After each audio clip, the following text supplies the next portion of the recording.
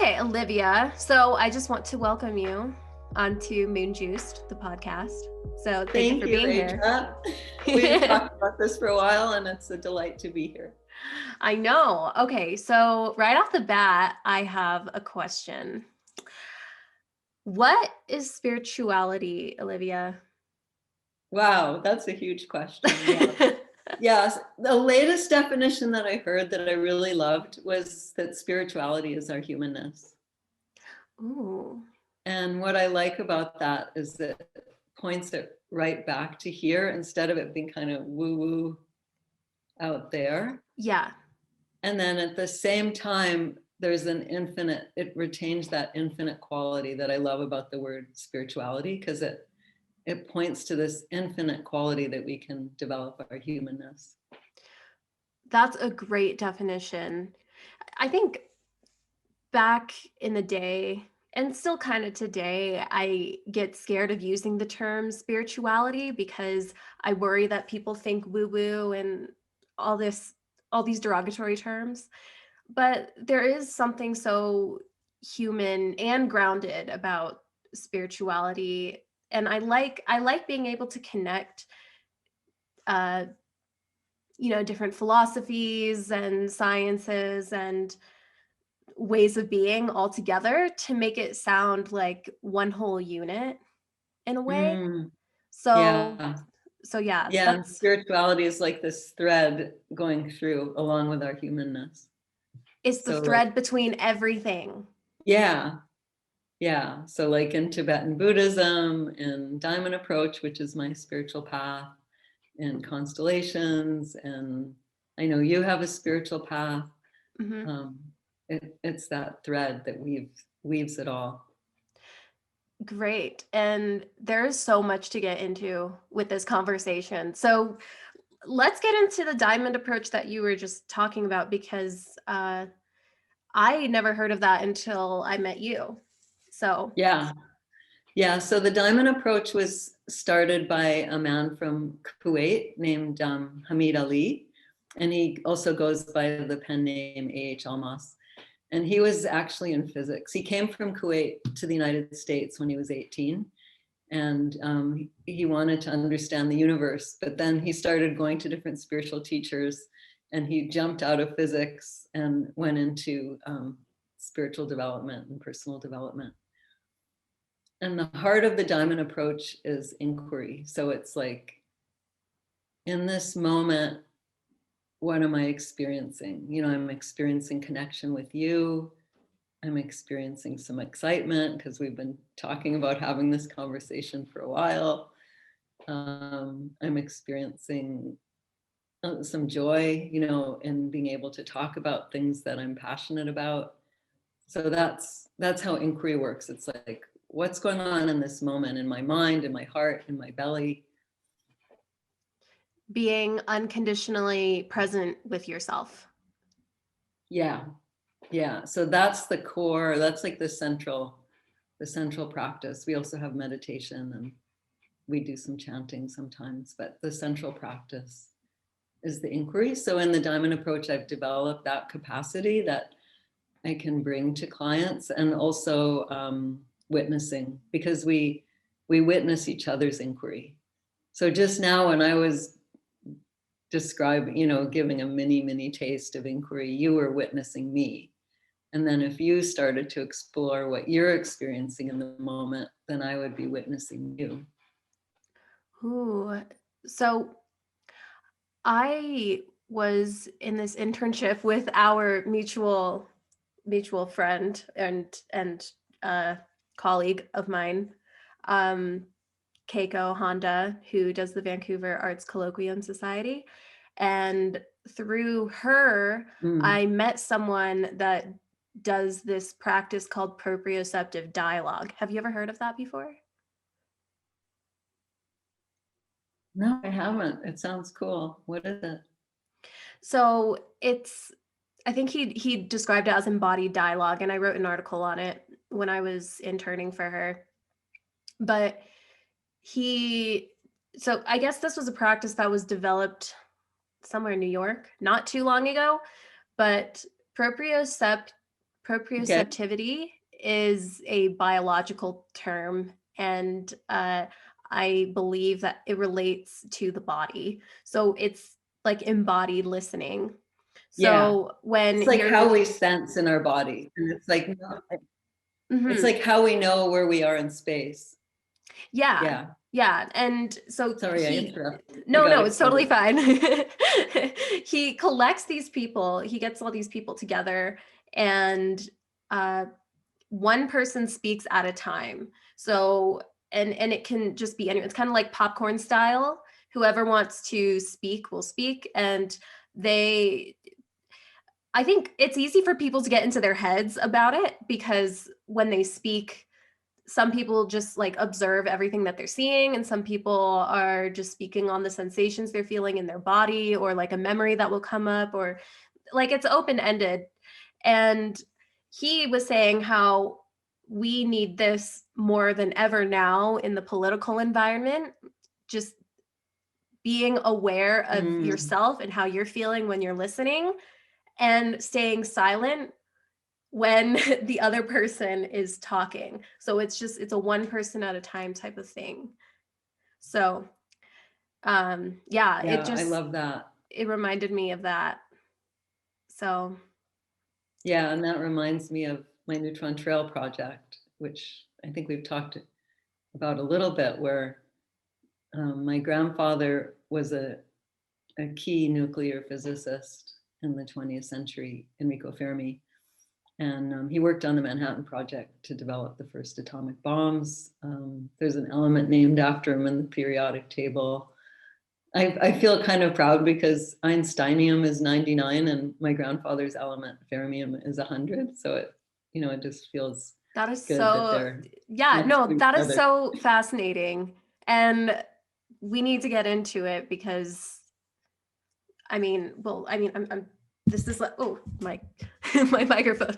Um, yeah, Yeah. I feel like I am being directly connected to history right here. So how about you tell us a little bit about your grandfather and how so his development with the atomic bomb, how did that uh, create impact on how he sees the world, and then later how did that affect how you see the world? And I'd like Yeah. to know more about that. Yeah. So I'm going to tell about that. And I also want to say about how I jumped to that from what you said about proprioceptive dialogue. Mhm. My grandfather, he was living in Italy with my grandmother and their two kids, one of whom was my mom. She was about 8 when they came to the United States. And they came because my grandmother being Jewish, and just like in Germany with Hitler, in Italy, there was starting to be anti-Semitic laws against Jews. And so they fled Italy and came to the United States. But unlike most refugees, my grandfather had job offers because he had won the Nobel Prize in physics. And so when they Wow. came, he was already kind of like pulled into the Manhattan Project, which is the name of the project where they developed the first atomic bombs. And that was in the 40s. So, like right in the midst of World War II. Hmm. And my grandfather had mixed feelings about it all along because he was very much in favor of democracy. But on the other hand, he he didn't like the idea of developing bombs. So he was doing it, and at the same time he had mixed feelings about it. And so for me growing up, learning about who he was, and he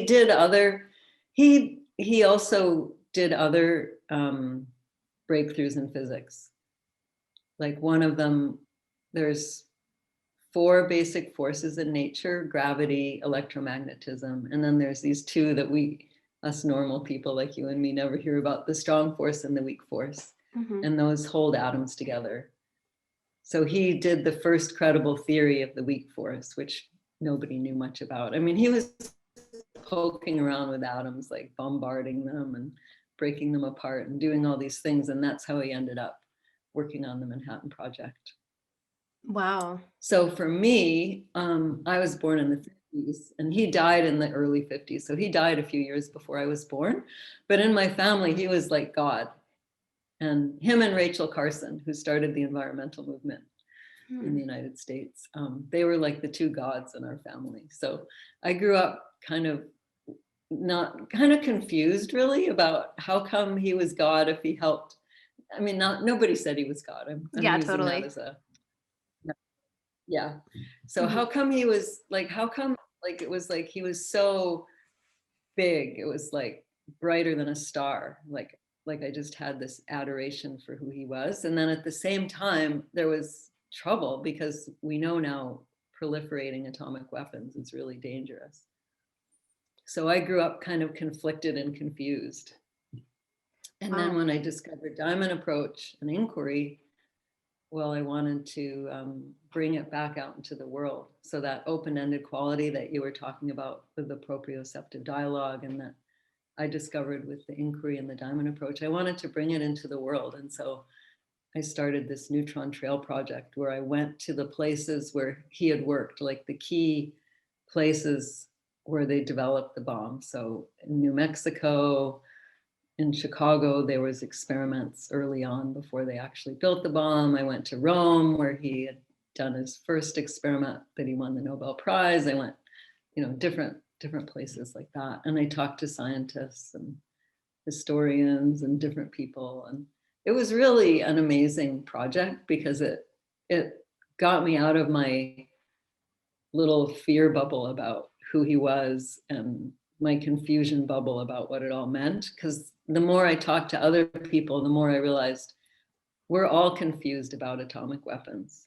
This isn't just in my family. It's this, we all have to deal with it. And Yeah, the cool thing is to be able to embrace all the contradictions together in a room. So I would give talks and workshops, and I did that for, I don't know, 6 or 7 years. wow, that's so interesting. I mean, it's kind of like just looking at where we're at technologically right now, like with algorithms and Mhm. how algorithms aren't being handled very ethically in Silicon Valley. And it's like, I mean, huge technological shift, uh, but in terms of how humanity is handling it right now as we speak, it's it's hard to deal Yeah, with. thank you for raising that because that's one of the key things that would come up is that the technology is ahead of our maturity as a species. Yeah. And that was actually where my grandfather ended up before he passed away, was he was beginning to see that and say that. Wow. So then that just kind of blows my mind how humanity can create technology that's ahead of itself. Yeah, Like doesn't it? what does that even mean for us?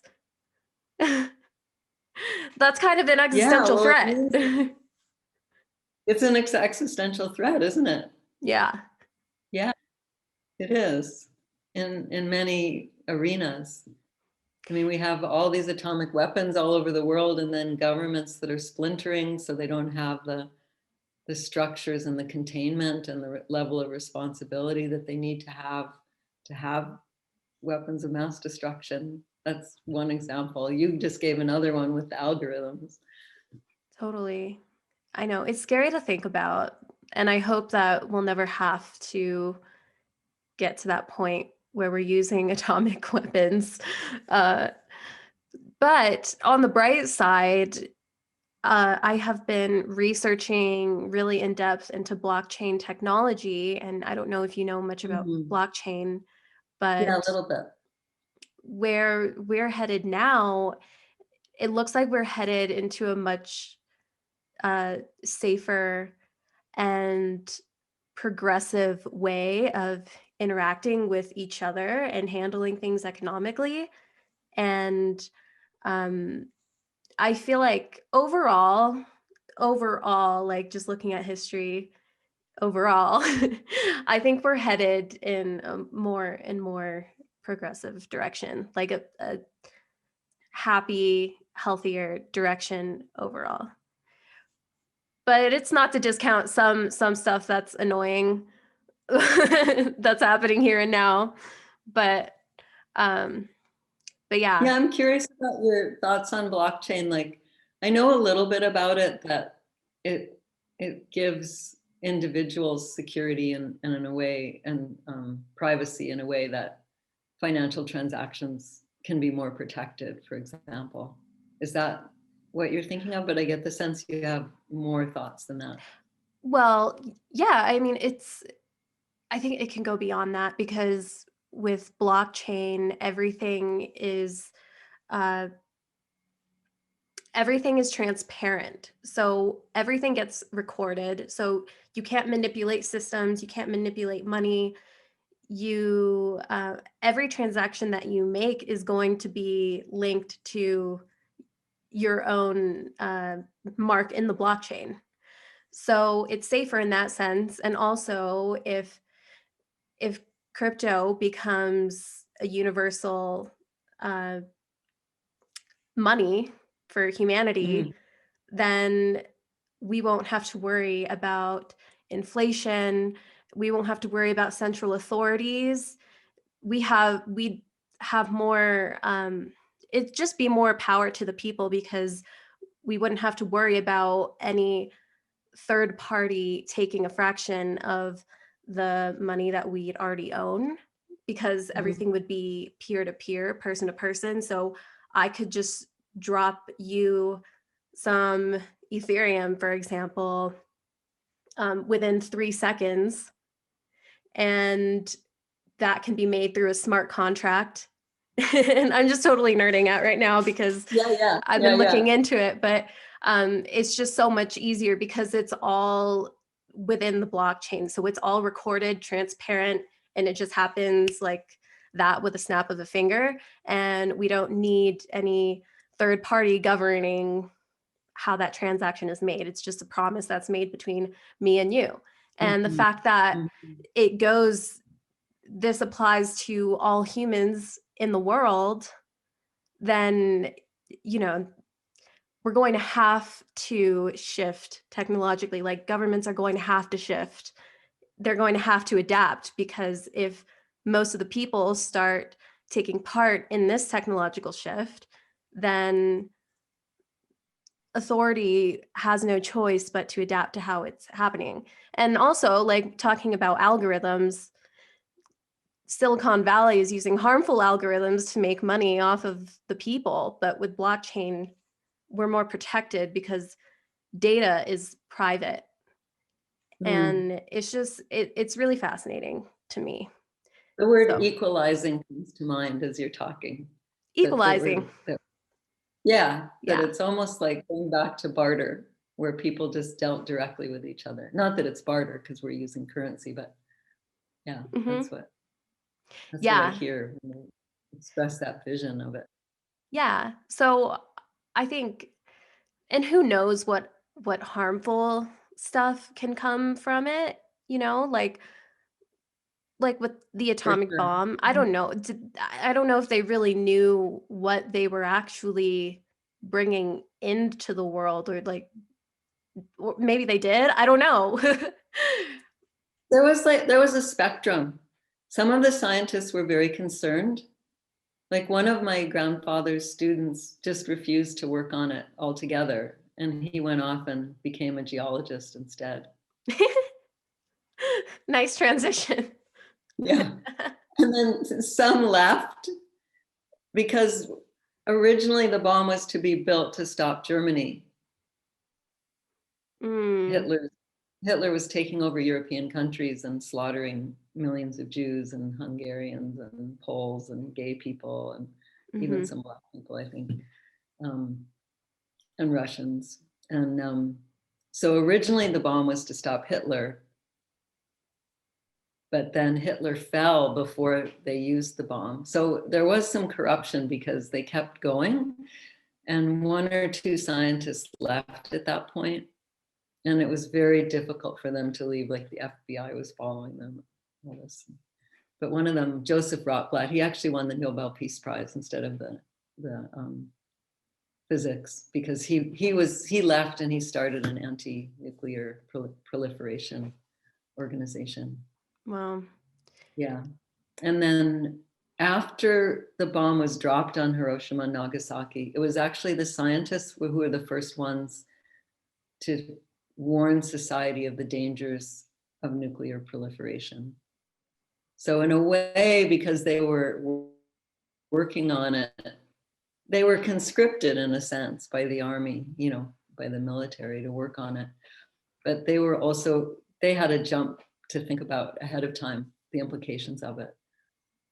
And it seems to me that we need other kinds of governance in our world, because when they issued those warnings, if society had been able to respond, maybe we wouldn't have ended up with a nuclear arms race. Maybe we could have had a nuclear deceleration race instead.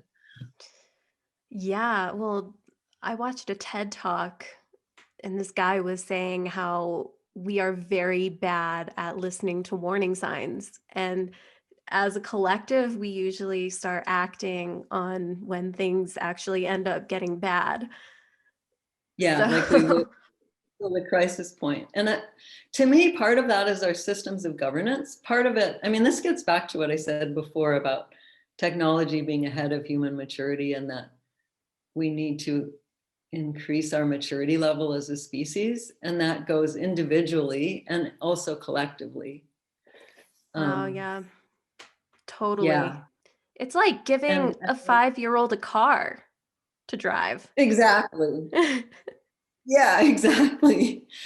And part of it is governance. Like our governance systems are so clunky. Like when you talk about blockchain and the speed of it, and the vision of it is that it's responsive and quick and gets rid of intermediaries.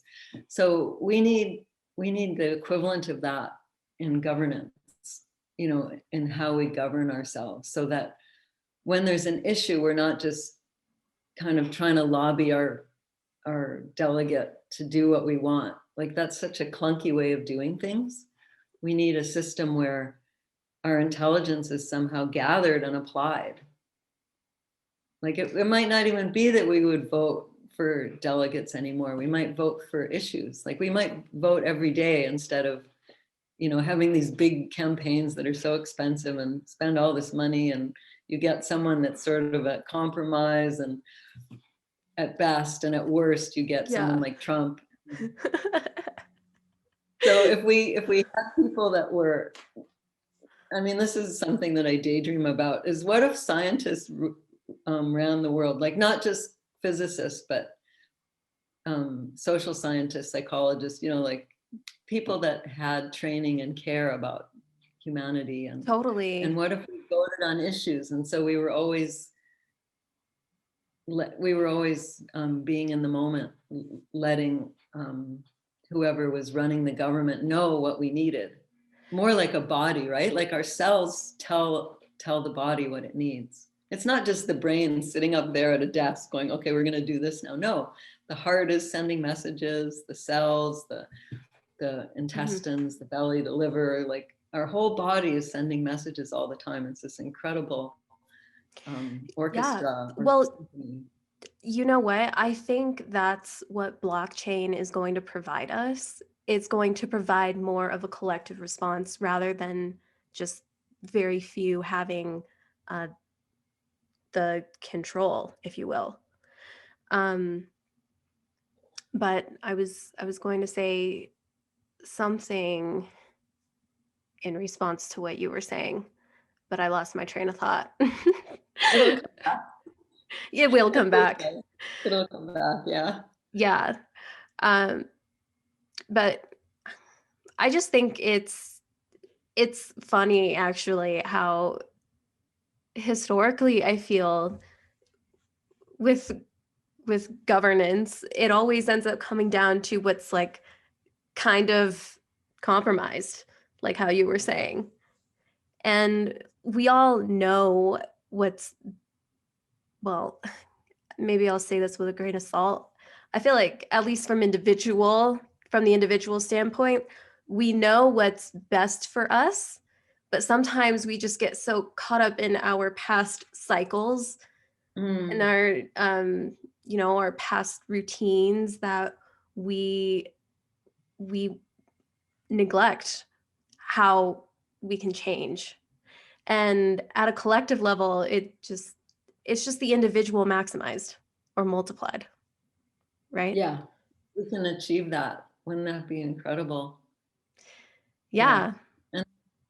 And it's how I ended up deciding to be a counselor, is because, and a coach also, is Mhm. because I really want to help people maximize who they are, drop the things hindering them from their past, develop new capacities, and and to be fully human in spirit. How do we do that? Or what's the first step we can take to maximize ourselves to our fullest potential? Yeah, the first, when people ask for the first step, I always kind of want to go, oh wait, and do the thing like it depends and all of that, Yeah, true. and but if we let all that go, it's looking within. I mean, it Mm, comes back to inquiry, or that proprioceptive dialogue that you mentioned. It yeah. comes back to really, really looking within. Like the clients that I have that um, do really well are the ones that are already looking within. So they're coming to me and they're saying, I noticed that I do this, and I really don't know why I'm still doing this. Yeah. Well, you know what, Olivia? So I feel like when people say I don't know, it's them limiting themselves to their own self-knowledge. And I think we do know, and it's helpful to get an outside perspective to help guide us even more deeper into what we already know. But Mm-hmm. when people say I don't know, it just hinders so much self-awareness. Yeah. Yeah, that's really true. When people say I don't know in a session, then what I do is I offer to guide them in a body sensing exercise or a breath exercise. Oh, It's amazing. what's that? Can you give us an example of what Sure. that is? Yeah. I just want to say it's amazing how when we come back into our body, then we begin to know again. Because it's like you said, it's just a message that we're giving ourselves when we say I don't know.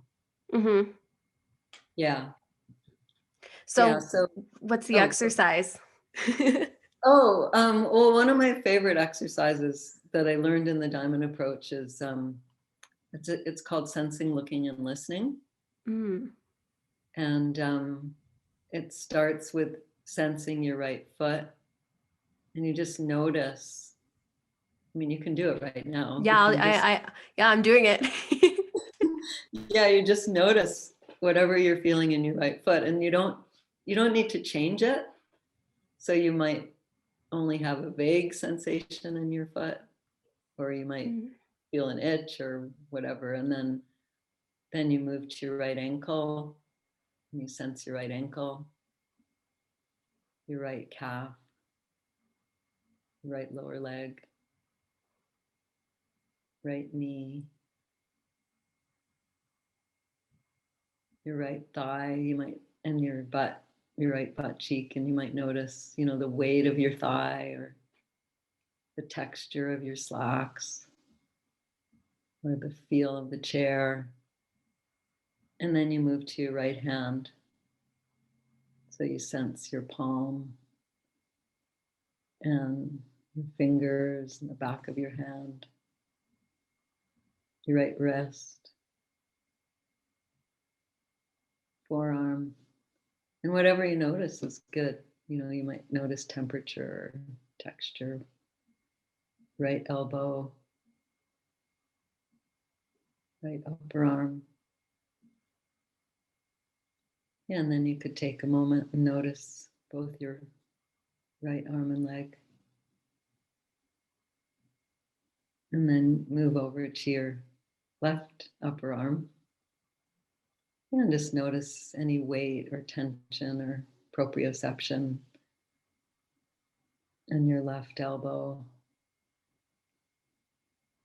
the inside and the outside, your left forearm, left hand and wrist.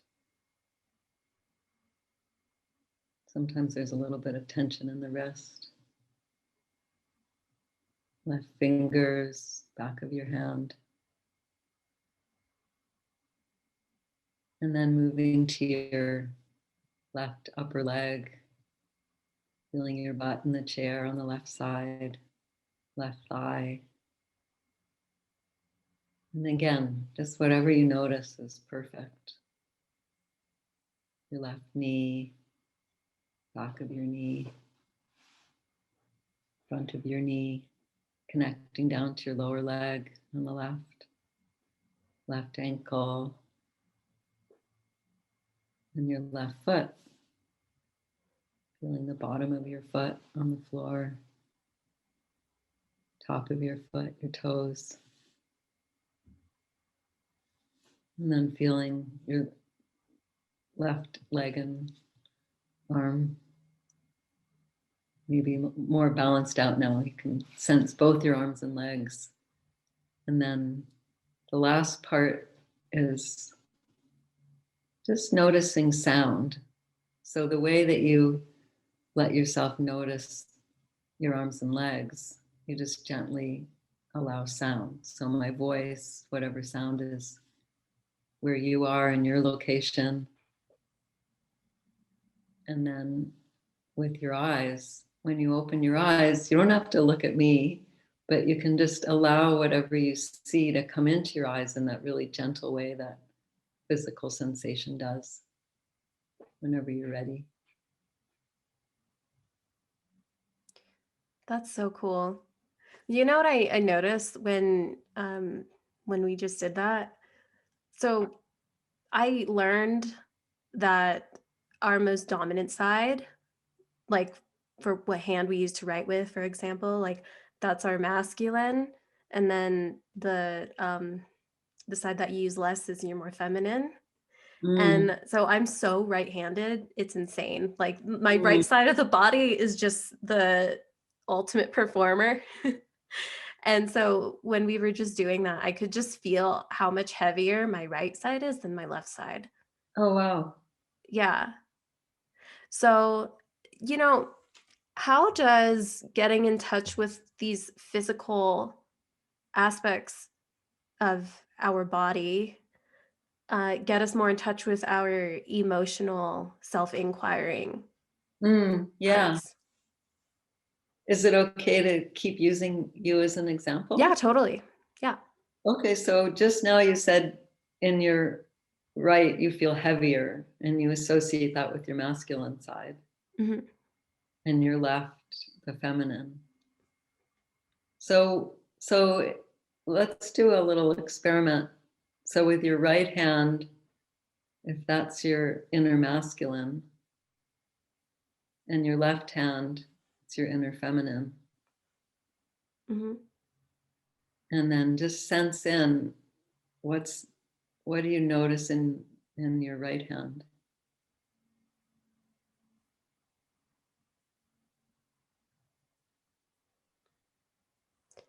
In my right hand, it's more warm and sweaty than my left Okay. hand. In your left hand, what do you notice there? It's it's colder and lighter. Colder and lighter. Okay. Yeah, or it's not like colder, but it's not as sweaty as my right hand, I guess. Okay.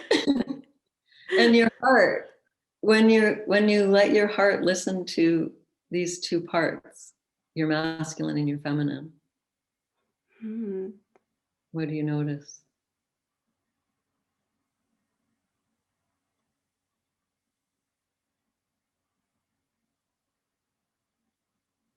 Well, I guess personally for me, I can't tell which direction it's going, That's fun. but when I'm like in my heart, um, or I guess like my chest area is kind of more, it's a little sensitive Okay, so right try now. this. I see you moving. Is that's your left hand you're moving, right? Yeah.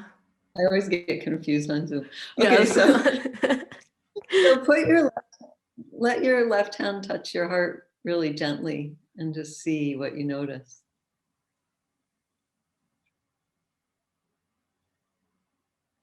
And meanwhile, your right hand is still being the masculine.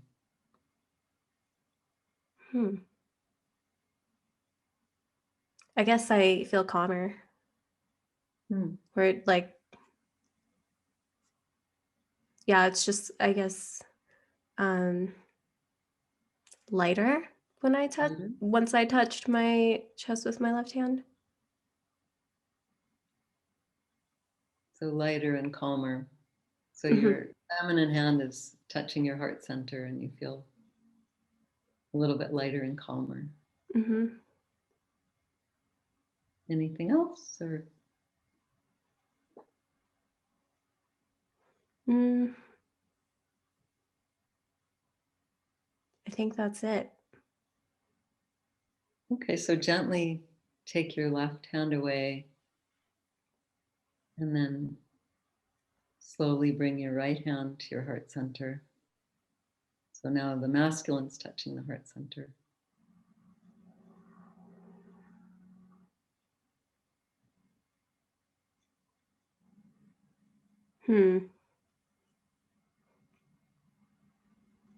I guess, I mean, maybe I'm just making connections in my head, but once my right hand touched my heart, there's more like noise from the outside that started going. So I hear more noise. Interesting. And And that kind of makes sense because the masculine is the outgoing, right? yeah. Or Yeah. would you say it? Yeah, I'd say yeah, it's more outgoing. And I guess like sensationally, when my hands started touching my chest, like there wasn't as much of a like heaviness there as there was before. But like sensationally, yeah, my right hand is a lot heavier than my left hand. Even now. Yeah, even now. Wow. Yeah. But I think, so right when you told me to get into my heart, I started thinking of, stuff right now that's kind of challenging me.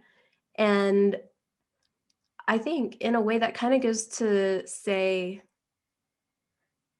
maybe when we get in touch with our emotional intelligence, like the stuff that is going on underneath suddenly starts to just surface.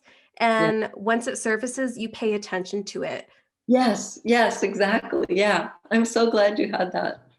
Because Yeah. rather than me telling you that you experienced it directly is really cool. And I want to say to your listeners that I made this up with you in the moment. I mean, the sensing, looking exercise, sensing, looking, listening exercise is a specific guided sensing exercise that I did. But the part with the hands and your heart, I made that up with you through the connection that I'm having with you.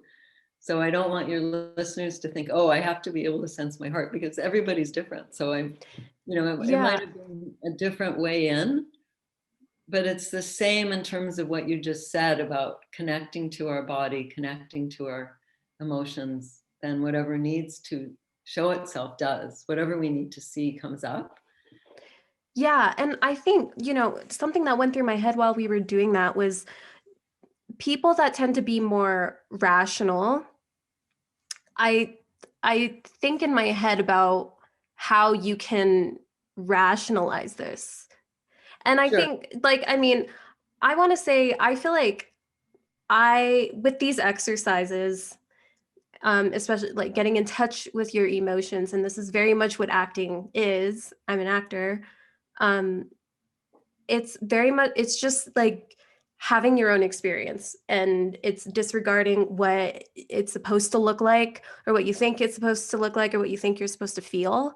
And I don't know, can you rationalize these kinds of exercises? What makes you ask that?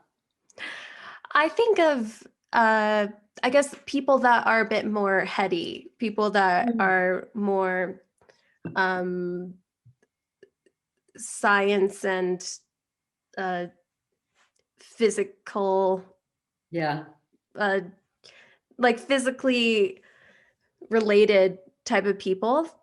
Like, I don't know if emotions are technically always physical. Like, I think they represent themselves physically when they have an outburst, but are they physical, so to speak? I don't know. So I guess I'm trying to bridge the rationale with the Mm. experience and the exploration of the emotions.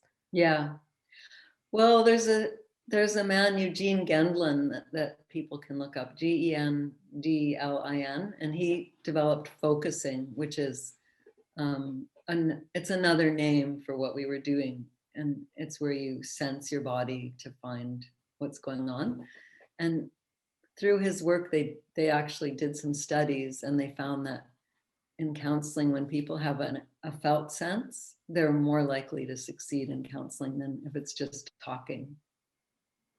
Mm, I And think I do. also, Oh, go yeah, ahead. no, you go ahead.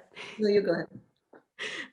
I was gonna say, like, getting asked questions to come to your own answers is also very helpful, like, when Mhm. getting worked with a counselor. Yeah, very much so. And I do tailor, because some people prefer to work with just talking, and then that's fine. Mhm. Like, I don't force any one particular technique on anyone. I mean, I love counseling because each of us is a universe, and I Yeah, get to meet so many different kinds of people through doing counseling and tailor the approach to what their spirit is asking for and what they're rationally asking for as well. definitely. What is it that draws you to counseling? Because I feel like in another life, I'd totally be a therapist. I'd love to. So, I'm curious what draws you to helping people? Like, is it just the shared wisdom? Because in my case, like I collect wisdom because I like Mm, reading philosophy and I like listening to mm, people that are wiser than me. And anything that clicks with me that they say, I just like I collect it and then I like to share it and add my own kind of twist onto it. And I feel like in general, people kind of have these similar patterns in some ways that I notice. And depending on where the wisdom comes, you can always make some sort of connection with some particular sort of knowledge and offer it to them. mm. And Yeah, hopefully like it we're clicks with doing in them the this same that it conversation. did with you. So, Yeah, like we're doing in this conversation, we're kind of playing with different kinds of wisdom. yeah. Yeah, so to answer your question, when I was a kid, I didn't know what I wanted to be, and then I read Jung Jung's book, Carl Jung. It's called Memories, Dreams, Reflections, Mm, and it's his memoir about, in a way, becoming a counselor. I mean, he was a psychologist, so he had different credentials, but he, in the book, he shares these really bizarre dreams he had and what they meant, and kind of like how he psychoanalyzed himself and how he developed his soul and his spirit, and then began working with clients, but he continued to grow. And that captivated me as a profession, that you never stop growing, because I'm always doing my own healing work and my own growth work, so that when I'm meeting my clients, it's fresh. And it's such mhm. a creative field. Like, again, since every one of us is completely unique, when I meet someone, it brings something different out in me each time.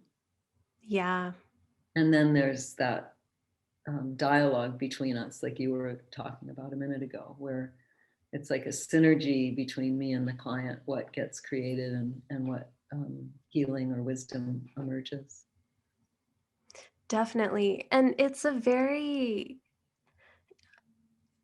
I feel, I mean, this might be a given, but of course, there's a lot of emotional intelligence involved with counseling. Mm, Um, but I I think one time I did this exercise because I was in this personal development uh, workshop, and we were we were learning like some basics of what therapy is, and like kind of just for fun we just sat across from each other and we just like played therapists. And I noticed that like on my end, in some ways I would get uh caught up in my head of like, oh no, I need to respond, I need to give this person advice, I need to, mm, and mm, I think that's just, as a friend, I noticed that there's this kind of friendship component to uh doing anything therapeutical. Like it's really just listening and mm. then responding curiously and then offering a perspective and then asking questions that invite them to self inquire. So I very much like asking people questions and seeing where they can come up with their own answers. So yeah, I don't know. That's my little touch. I'm obviously, I'm not a therapist. I'm not qualified, but that's my take on it. Well, that's a core of it is that ability to deeply listen to another. I mean, that's Yeah. a core of being a counselor. And then there's a lot of training because, well, one of the things is transference and countertransference. Hmm. Like if I have a client and the client reminds me of my father and I get all balled up about it, well, I'm not going to be a very good counselor. Oh, yeah. So I have to have done my own work to have healed any parental wounds I might have. And it's not like you have to be totally healed to be a counselor. You have to be healed enough so that you're aware. So if I notice, oh, I'm having these weird reactions with this new client, then I can go to my supervisor and say, la la la, and work out what it is. Or go to a peer and say, hey, I need to do a peer consult with you and work this out. So that when I go back to that client, then I'm really 100% there for them. I'm not caught up in some mind game or some old um, contract that I might have had with a parent. Does that make sense? Yeah, totally. I guess the way that I interpret that in my own world is kind of like relationships, for example. So like for me, a lot of stuff shows up in romantic relationships, and the more that I introspect on my own triggers and stuff that comes up, Mhm. and rather than taking so much personally, I give myself the space to observe what these triggers are, Yeah. and psychoanalyze myself. Sometimes I worry that I psychoanalyze myself to the detriment, but I mean, I think as long as I'm empowering myself, As it's long as okay. you're empowering yourself, you're on the right track. If you're disempowering yourself, then it's good to grab a friend to help or a counselor or get some support. Yeah. But if you're finding it empowering, then right on. That's great. Yeah. So I think one last thing I wanted to touch up on was so you do work with like those who have passed away, right? You wrote an Mm, article on it. And yeah. I've been curious to touch up on a conversation about that because um, I'm fascinated by what that is. Mm. Yeah. So up until 2016, I'd only had the odd connection with a family member who passed away. But starting about 5 years ago, um, it it just it was just like basically one day, someone who had just died in spirit, they showed up to me and we had a conversation, and it really opened me in a whole new way. Wow. So with those conversations, are they like um I know that words are kind of hard to use when you touch Mhm. up on these kinds of conversations because words give you such little access to the vast universe that we live in. And Yeah. so I think um I'm curious if like the communication is it more of a is it like talking through your heart center? Like, is it like an understanding that when you communicate with those who have passed, or is it like an actual like dialogue, like how me and you are doing, but like in a different Yeah. way? For me, it's usually more of a felt kind of impressionistic connection. Mm, Occasionally, it's been more like an actual dialogue, but that's really rare for me. I think it depends. Everybody's a little bit different with this. And like for me, I don't, even though it is a skill of mediumship, I don't advertise myself as a medium because I don't want to do it on demand. I yeah. just see it as something that is part of my work, but it's not part of the work that I put my shingle out for, if that makes sense. Yeah, totally. It's more in service. So the way it's happened is either people that I know or people in communities that I'm a part of.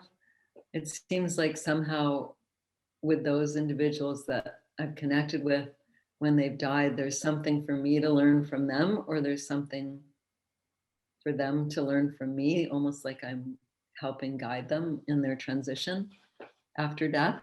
Mm, And so sometimes it's reciprocal and sometimes it's more, like giving or receiving. It's very fluid and it's really opened me to seeing how our life, when we come to the end of life, there's a transition to death. And then there's after death, there's another transition, and that we can keep growing. so do you feel in communication with them during their transition into death, or is it after that? For me, it's been after, and I've talked to some people where it's more like during the transition, but for me, I think it's always been after. And that I find interesting too, because I have this idea that we're probably, somehow more, just like we have, some of us are good at golf and others are good at singing. Like Mhm. some of us are better at, certain phases of helping with death than others. Wow. That somehow we must be getting positioned to where we can be of most benefit. And I want Wow. to say to your listeners, to people that, we talked about being rational, and that Mhm. I don't have proof for any of this. And I'm not asking anyone to believe me if they're not comfortable with it. And I know a lot of people are comfortable with it and a lot of people aren't. And so I just want to say that to your listeners, that I respect your Yeah, belief, what, how you hold this.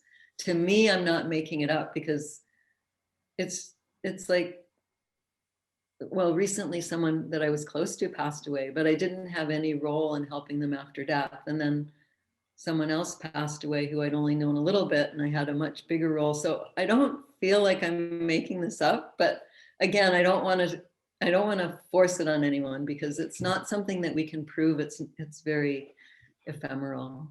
totally. And I get so drawn to these kinds of conversations because I'm so curious. And I mean, I don't have my own experiences with in this area, but I do like to make connections between what I do understand based on my own past experience um, with subjects like this that I don't have experience in.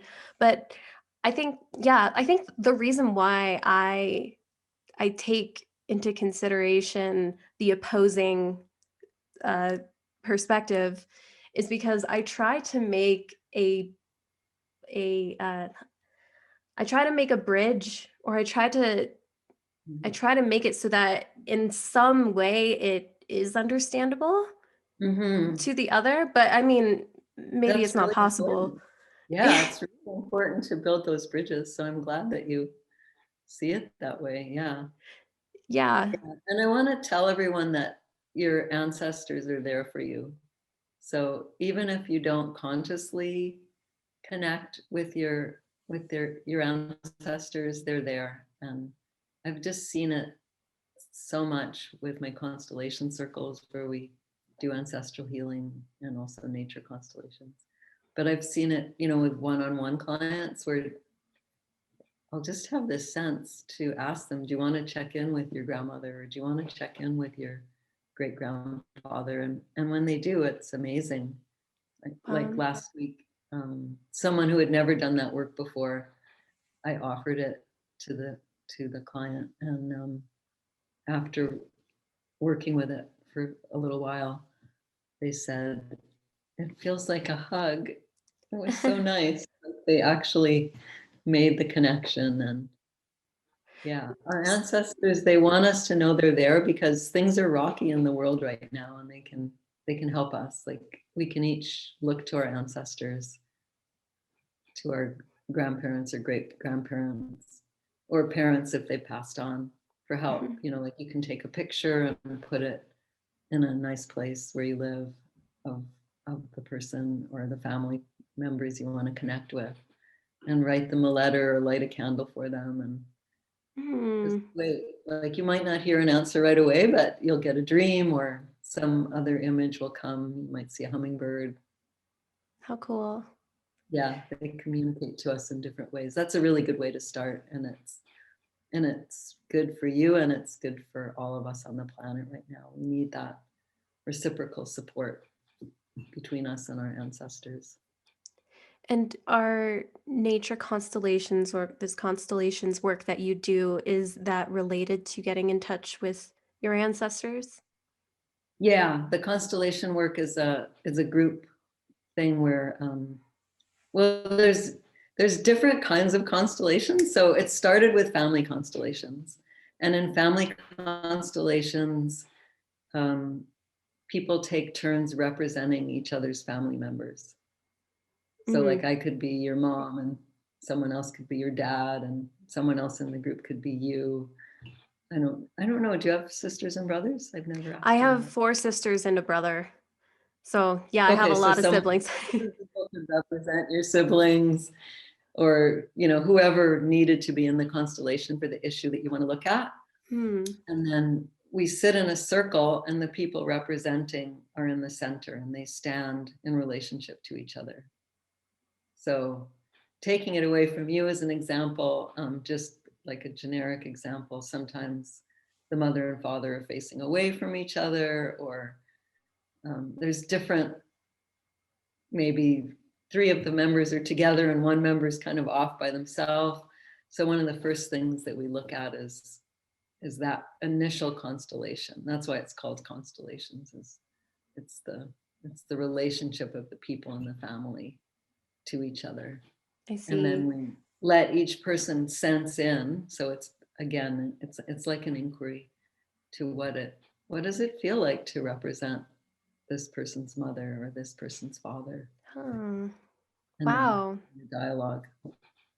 That sounds fascinating. And then the other constellations work, is it kind of, it's based off the similar model, right? Yeah. So with nature constellations, instead of representing family members, we represent aspects of nature like fish or volcano or Mother Earth or geopolitical Earth.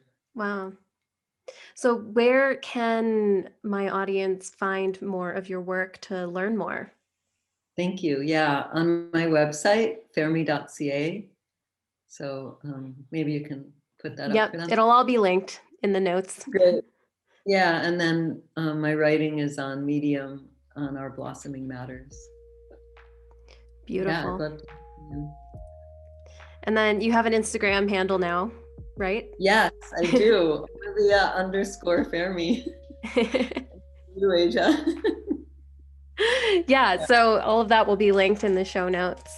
thank you Um, so much.